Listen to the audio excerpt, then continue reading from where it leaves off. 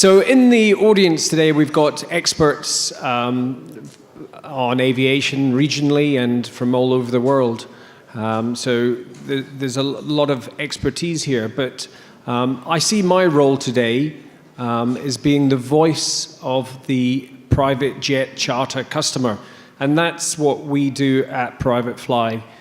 Private Fly is a platform that connects people who want to fly privately with the aircraft operators who've got the spare capacity to fly them. I want to speak today, I'll give you a little bit about my background, but like Rob perhaps, there are two types of people who like to talk about themselves quite a lot, pilots and entrepreneurs, so I'll try and keep that bit short. We're going to be talking about business aviation and the landscape, but it's not so much just business, it's leisure, and it's actually a blend of both business and leisure, but more of that later. I want to talk about the private jet customer, who they are and what they want. And then we'll look at some data from Private Fly and from the industry and try and look at some trends. So, unlike Rob, I wasn't that talented at flying, so I got put on the C-130 with the UK Air Force and had a great time for 10 years before joining NetJets and flying private jets. So you might say that I'm equally as relaxed throwing people out of the aeroplane as I am introducing VIPs on board the aircraft. I founded Private Fly in 2008. And we've got offices in Fort Lauderdale and London, and we have an audience all around the world taking people onto the local private aircraft. We've just conducted a rebrand at Private Fly, and part of that journey was looking at the values, the behavior of the private jet customer and what they want. And we made a short video, and I think if I play that now, and we'll keep it short, but that shows some degree of what private jet customers are looking for.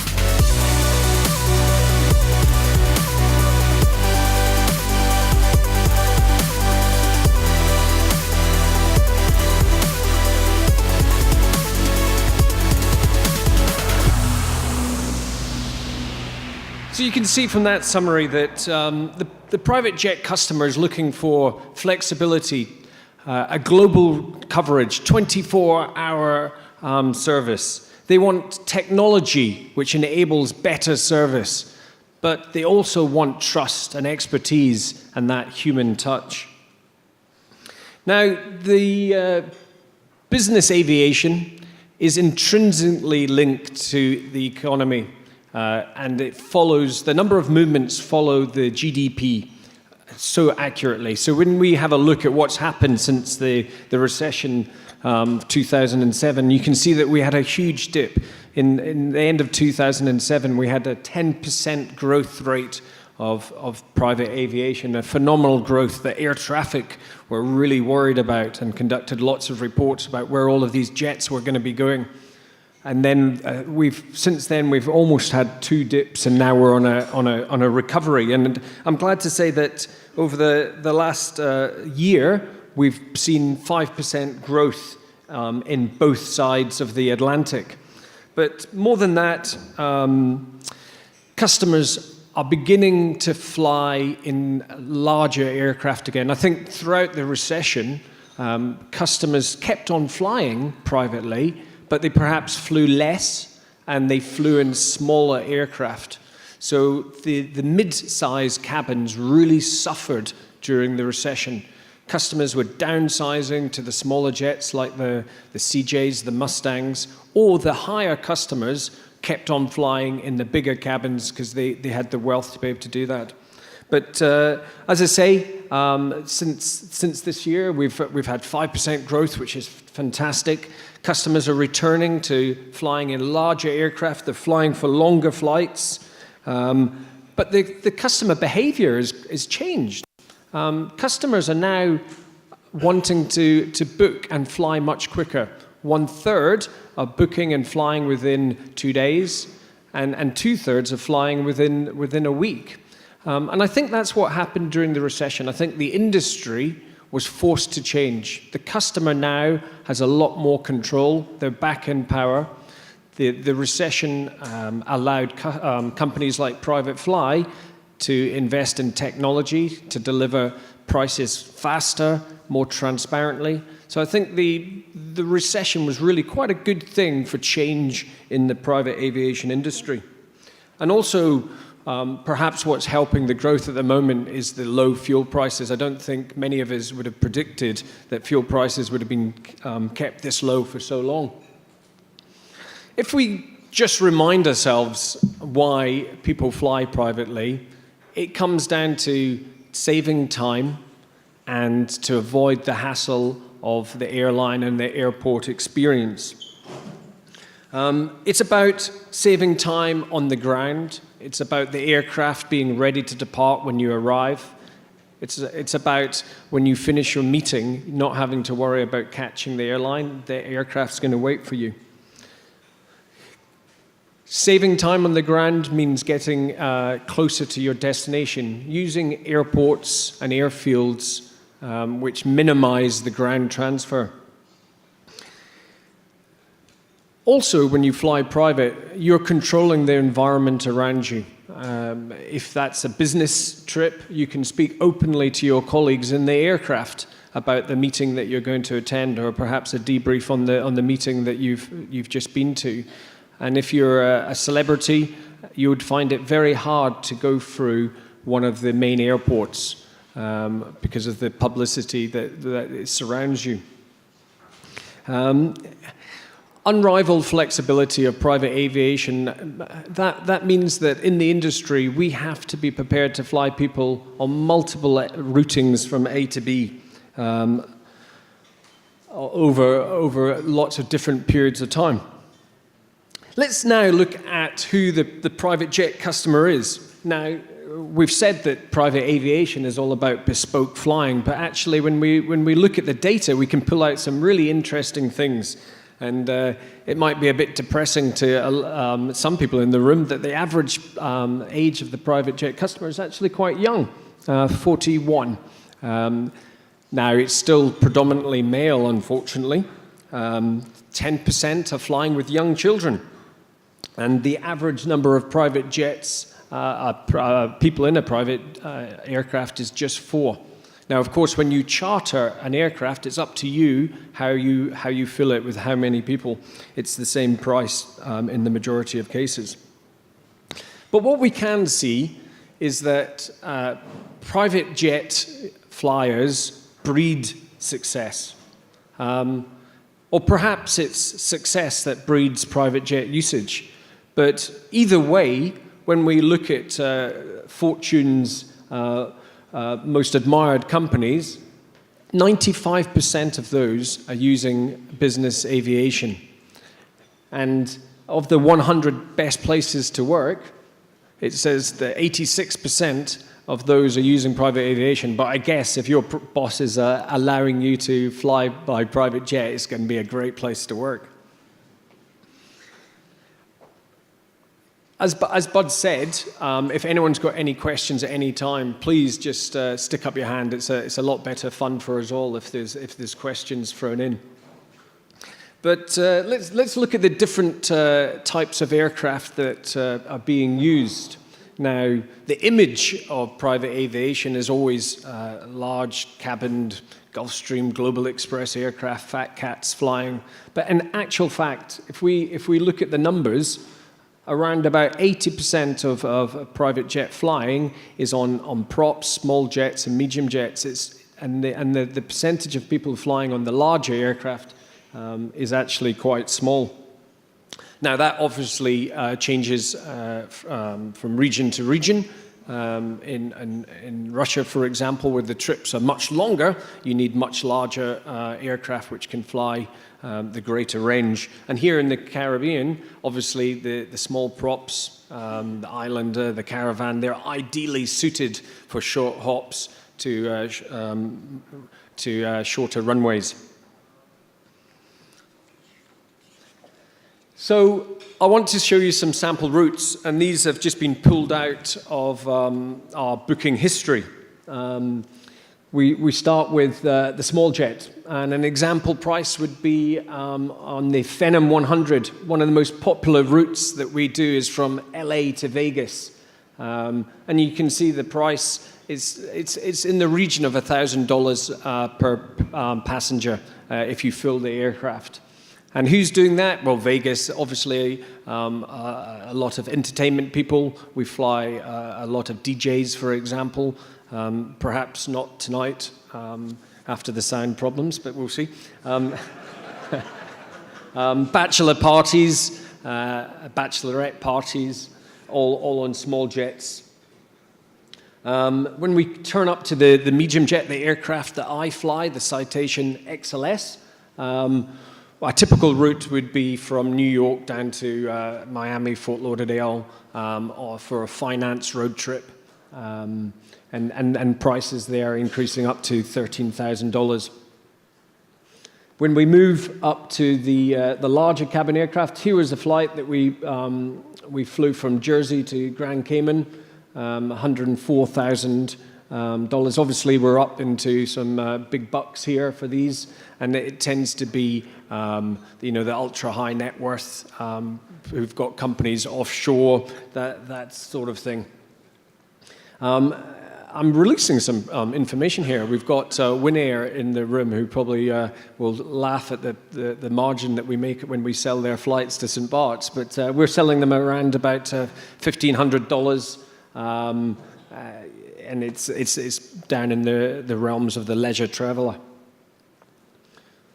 Oh, this was an interesting flight that we did last August, and the party gave us permission to talk about it. It was for Madonna's 58th birthday party.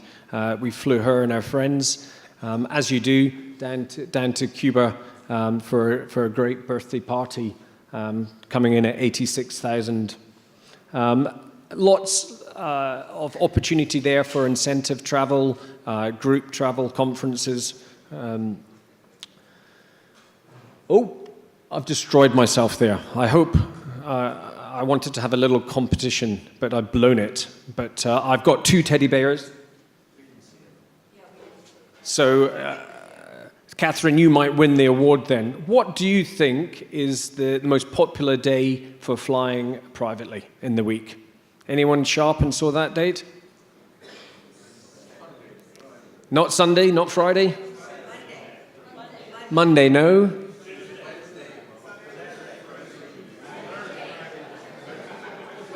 Thursday.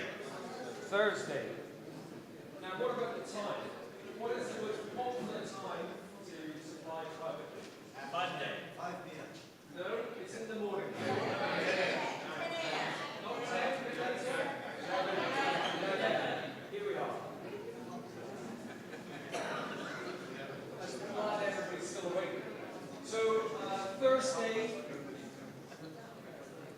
Thursday at 11 a.m. I call that the chairman's hour. Nice and relaxed before the weekend flying. But we can also look at the sort of the day, the time that people are inquiring, and the time when they're booking, and we can see quite clearly that private aviation works well with airports, because airports tend to have a peak in the morning and then a peak in the later in the afternoon, whereas private aviation can fit nicely between those, and you still have to perhaps have the runway open throughout the day. So some extra income has always been good for airports from private aviation. So when we blend the data that we have with other reports, like the Virtuoso did a great report on luxury travel, you can really start to bring out some themes about who the traveler is and what they want. There's definitely been a rise of the remote traveler. There's a desire to go further to more remote places. And obviously, private aviation fits that very well. We're talking about business and leisure, but actually, when you're talking about guys at the top, it's much more of a blend. It's leisure travel, where they want to make maximum efficiency of their time, so they'll combine a family trip with a business trip. And we're seeing that at Private Fly a lot with invoicing, where companies want a portion of the trip to be paid for by the business and a portion paid by the main passenger who's combining the trip. There's also a requirement to see locations which are changing rapidly. Where there's a limited period of time to really enjoy them. Now, Cuba is an excellent example of that. It's opened up, and there has been a wave of excitement of people wanting to fly there before it's built up, before the hotels get built and it becomes a mass market affair. And you know, again, this is where private aviation is so perfect. You don't have to wait for the airlines to have set up a schedule. When we look at, we're in an oversharing world at the moment. Everything seems to be pushed out on social media, and for the high net worth, for the celebrity, sharing with the media is a commodity which they want to keep under control, and that's why it's important for them to have their own cabin, to go to their own private yacht or their own private island and really control their downtime and privacy as much as possible. But we're also seeing a lot more multi-generation trips where grandparents are wanting to take their grandchildren on holiday. But the thought of going through the airport experience is too much for them. And these people are cash rich and time poor and want to combine a holiday with their family.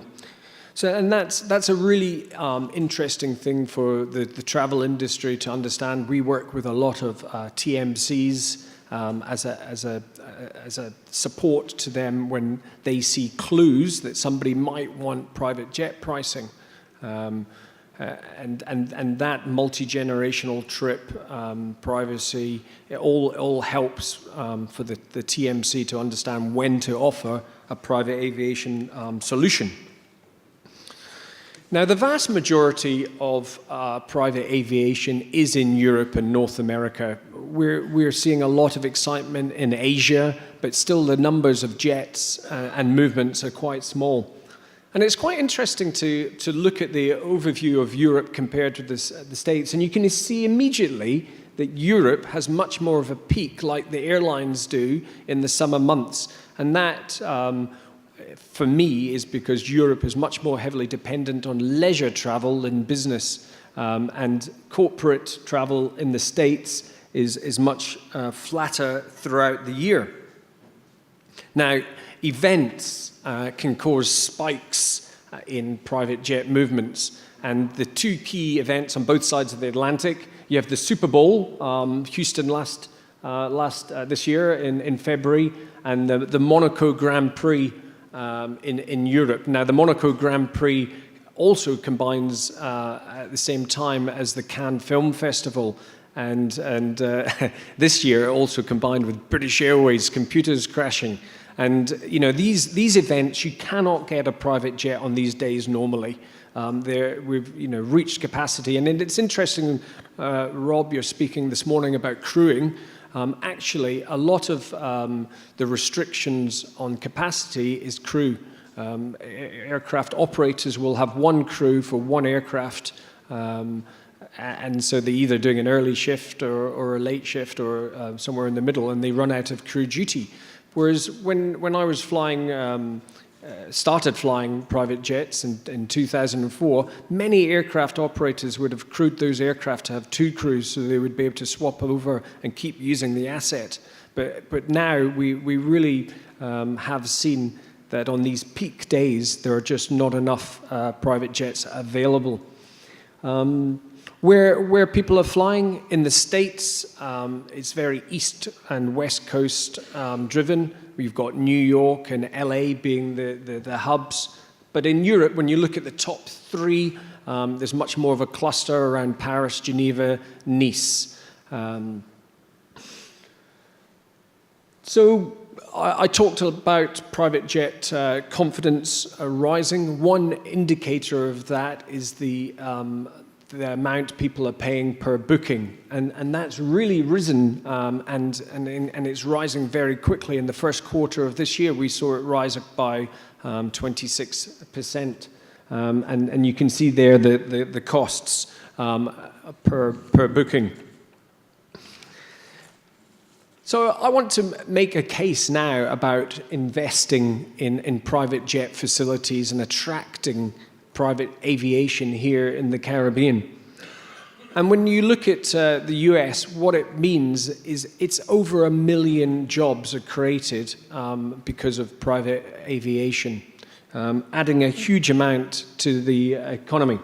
Now, here in the Caribbean, Prince & Associates did a survey and did some research and established that the average private jet, when it lands, brings $69,000 of spend to that island.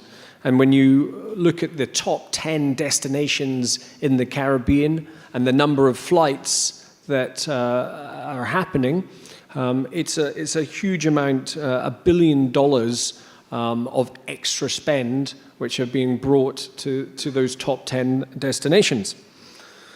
So let's have a look at where those top 10 destinations for private aviation charter are in the Caribbean. Now, I'm an Arsenal soccer fan, so I'm used to being in second place, and that's quite fitting because that's where we are here, Princess Juliana, second to Puerto Rico.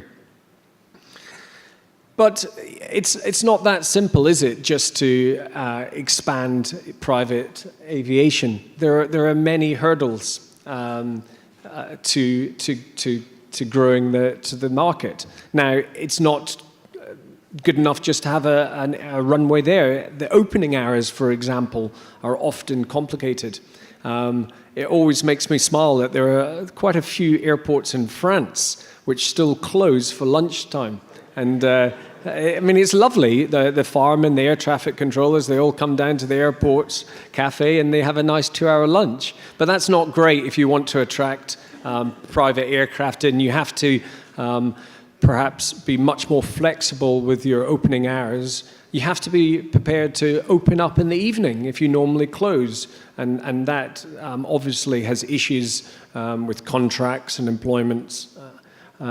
Customs and immigration.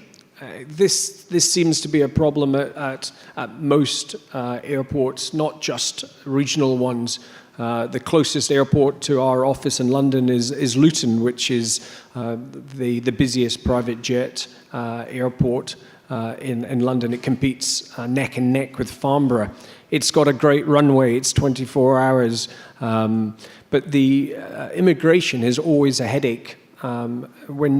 If the immigration officers are not at the private jet facility, the FBO, the passengers have to be bussed to the main terminal and then stand in line with the EasyJet and Ryanair customers. And it's simply, you can have a perfect flight and it all goes wrong because of that. And I know we'll be speaking more about customs and immigration at the conference. Instrument approaches, I think North America is terrific where you use GPS approaches much more. That's slowly beginning to happen in Europe. There's large concern, though, in North America in the private aviation about the privatization of your air traffic system and what Trump wants to do. This is led largely by the feeling that the airlines look after the large hubs, but not the small regional airports. And there's a lot of concern about how much focus there will be on keeping those airports open and lively. Now, the FBO experience. The private jet customer is much better suited, and it's better for everyone if there's a dedicated private jet facility, the FBO, at an airport. When I started flying privately, one of the biggest destinations, of course, was Nice. And Nice has only recently opened up a fantastic private jet facility. Before, the most influential people in the world were landing in Nice and going to the old terminal. And I wish I'd taken a photograph of it at the time, but there was always a bin which was overflowing with rubbish as you entered the building, and there was bushes overgrown. And this was the first and the last impression that France was giving to these really very important people. And when they invested in a private jet facility, it's just been tremendous what it's done for the south of France. It's good to keep private aviation and separate from the main terminal. There's different ways of doing it. In Germany, the airport keeps tight control. They build the facility, and then they have a contract for 2 or 3 handling agents to be within the building. And I know, Graham, you're going to be speaking much more and can talk about private jet FBO facilities. One thing I would like to highlight is that here in the Caribbean, there's an excellent example of what investing in an FBO facility has done, and that's the Provo Air Center. And I don't know if Debbie and Lyndon are here yet, but they're hopefully coming to the conference. And I had the pleasure of looking around the facility recently. It is just excellent in all regards. They've really thought how they can compete, because across the runway there's a signature FBO, and when private jets planners are looking at what facility they're going to be used, large companies like Signature, who have a big chain, have a magnetic pull for people to use. But what the Provo Air Center has shown is that you can have investment and really do things with style. For example, they've got a drive-through immigration, so you can be picked up from your jet in a golf cart and drive through the center of the building through big sliding doors, and the immigration desk is at the perfect height for the golf cart. Now, obviously, not everybody's going to use that, but when you're dealing with some elderly people or kids, it's a great little addition. They've also looked at pet facilities and realized that a lot of people like traveling with their pets. So they've got a pet garden. Inside, they've got a dedicated area for children. The facilities for crews are also really excellent. So, congratulations to the Provo Air Center. But there's a great example in Europe of an island, and that's Ibiza. Ibiza, as an island and as a business community, got together about 10 years ago and said, we're attracting the wrong type of people here. It was really bucket and spade brigade, low cost, lots of cheap travelers. And they started to think about how they could attract the high net worth. And they realized that they would have to have excellent FBO facilities. So the island community got together with the airport. The airport invited FBOs in, and now they've got 3 excellent private jet facilities. And it's an ongoing project. It hasn't quite stopped. But what it's resulted in is that Ibiza has entered into the top 25 destinations in Europe, which is a really phenomenal achievement. They've done, really tremendously well to attract that higher spending traveler. Of course, it's still very popular with the lower spend passenger, but what they've seen is that people have come, they've built bigger villas, they've started businesses, and it's a really good case study to look at. So I've made the case for investing in private aviation. So in summary, who would be coming? Well, it's a changing, it's a growing, it's a modern traveler. Where they're going? Well, they travel the world. They're global travelers who travel everywhere at any time that they really want to. But why invest? Because if you attract these types to your regions, they come, they're deep-pocketed, they spend, but they're also advocates, and they'll tell other people.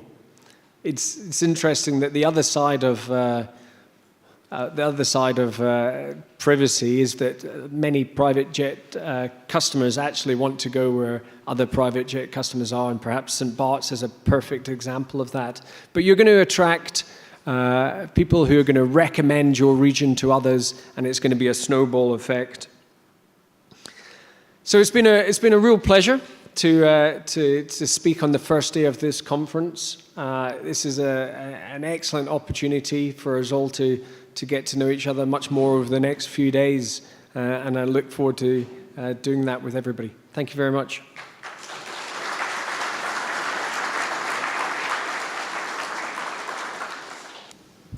Can you give us some idea of how you go about finding the right technology to use in business aviation? Well, it's actually becoming a bit of a barrier to entry for competitors, which is not necessarily a good thing.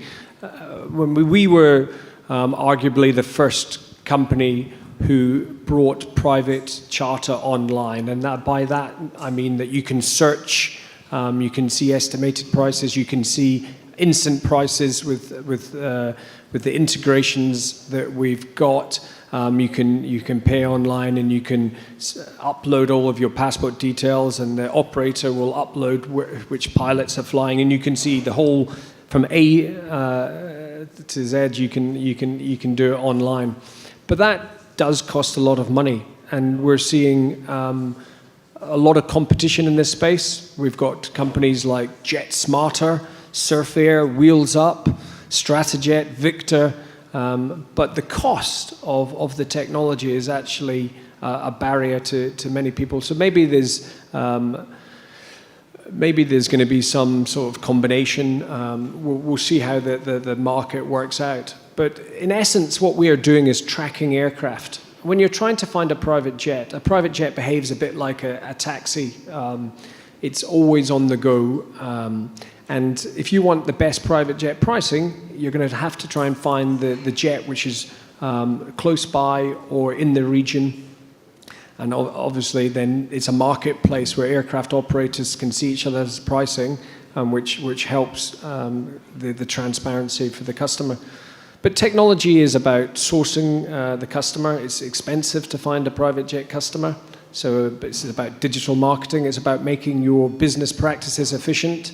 If there's a process that is taking somebody time, if you can code to reduce that, that's what technology does.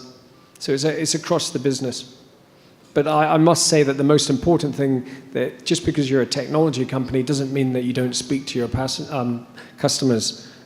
We don't decide how the customer pays for the flight. They can pay by bank transfer or by credit card, or we even accept Bitcoin. And likewise, we're not going to control how the customer speaks to us. We speak to customers on the phone, by email, by social media, by messaging. We even write to one customer, which I find bizarre. Yeah, seat sharing, and this is the model that Surfair, Wheels Up, to some extent, Jet Smarter are looking at, and there's it's a really interesting sector. For me, I think when you run a business, you've got to concentrate on what you do, and we're dedicated charter. And yes, there's a growing demand for seat sharing. Whether these business models actually work or not is a different conversation. But for private fly, we're dedicated charter, and we're sticking at what we do best. Tourism. Who's interested in sustainable tourism here? There must be more than that. Come on, guys. I mean, everybody should put his hands up because you're all interested in sustainable tourism. Okay? Adam, do you agree that the the clientele of private aviation is more loyal and will develop luxury tourism is really sustainable tourism? And you're part of it. Private aviation is part of it because they're more loyal, right? They come back more often, they invest, they spend more? I mean, on the coalface, when we're talking about selling flights, nobody's got rich because they've kind of paid over the odds for things. So when you're selling flights, price is very important. But after you've booked with a customer a few times, you've grown some trust, and they're prepared to stick with you. And in terms of destinations, yes, we're seeing high net worths return year after year to the same place, and our advocates for that region. Whether the high net worth is more environmentally minded than the average person, that's probably a difficult thing, especially as how they're traveling is very, in some regards, unenvironmental. But we're all responsible for the carbon that we burn, and whether it's better to take a business person on a trip that is going to bring a contract back to his company, whether that same amount of fuel is better spent doing that than taking 10 young guys on a bachelor party. I would say that it's probably better spent spending on bringing a good contract in. You said that one of the reasons was because of crewing, and you said that in the times previously there used to be 2 crews per aircraft. Now there is only 1 crew per aircraft. Why is that, please?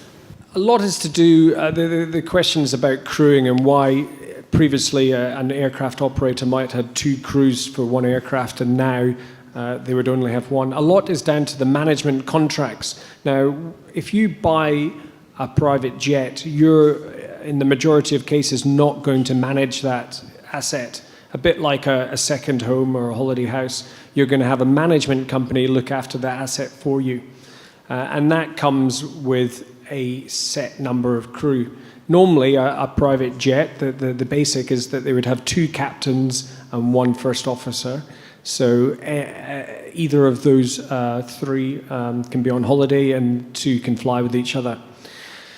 Now, obviously, in the management company earn extra revenue when the aircraft's not being used by the owner and it can be flown on the charter market. That's an opportunity for the owner to get some cash back into the asset. It's also, there's a lot of tax reasons why an owner might want to do that, but the upside is for the management company if they can sell those charter flights. And I think previously, before the recession 2008, the management company were prepared to invest in the extra crew because they knew there was charter work available and it would be a return on investment. And I don't think the management companies are prepared to take that risk at the moment. They've survived the recession. They've had to really think about how they run a lean company, and they're not prepared to invest. Quick question. You kind of led into my question, actually. Can you give us some insights on the trends in terms of ownership? Is that up? Are more corporations or individuals buying and owning their own jets and handing it to management companies, or is that actually declining? Any insight on that? Yeah, it's a really interesting topic, and when you do the circuit on the private aviation conferences, This is one of the main topics that people are talking about. These are expensive assets and they depreciate, and we're seeing large numbers of private aircraft for sale. There's also a sort of a move away from larger public companies owning aircraft.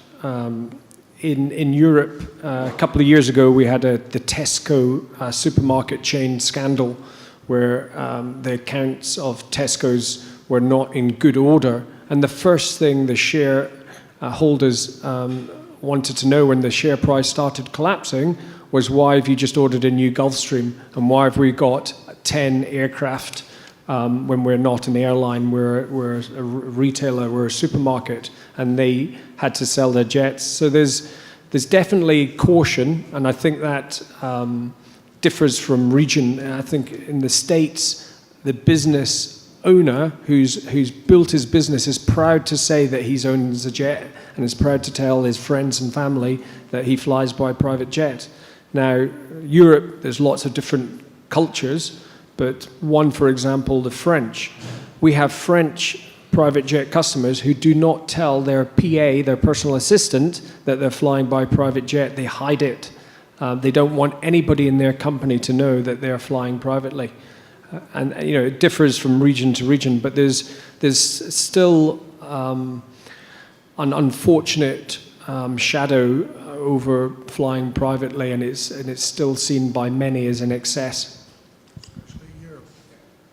Adam, isn't there, with NetJets, there are more fractional ownerships though, right, within that organization?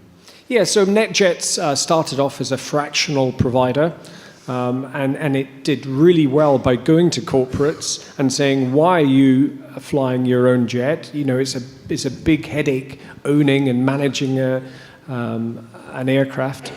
Sell your aircraft and come and get a share of an aircraft with us. So the smallest share would have started at 1/16, which equates to 50 hours of flying a year. Now, NetJets evolved, and actually one product which worked really well for them was cards. So they started selling 20-hour cards, 10-hour cards, and actually the majority of NetJet customers eventually became card holders, not fractional owners. But it's still a very expensive way of flying by private jet. Essentially you can own an asset and you can fly on it, and you can take all the depreciation hits, the costs of engineering. You can join a fractional scheme or a card scheme, but by far the most cost-effective way to fly by private jet is to charter someone else's aircraft when they're not utilizing it. The owner is taking the hit on the depreciation. He's paid the pilot salaries, the engineering bills, the insurances, and you're paying for the fuel, the landing fees, the handling fees, and a little bit back for the management company and the customer. Now, obviously, that's very generic, and it depends on the number of hours you're flying and where you're flying. For example, if you're flying to the extremities of the NetJet area in Europe, that might be from Sweden to Iceland. Actually, NetJets is very cost effective because you're only paying when you're on board the aircraft, whereas when you're chartering, and if you're flying in the extremities, you'd be paying for the positioning charges. So yeah, it's a complicated process of finding out which private jet solution is best for you, and there's lots of consultants out there who can help high net worths establish that.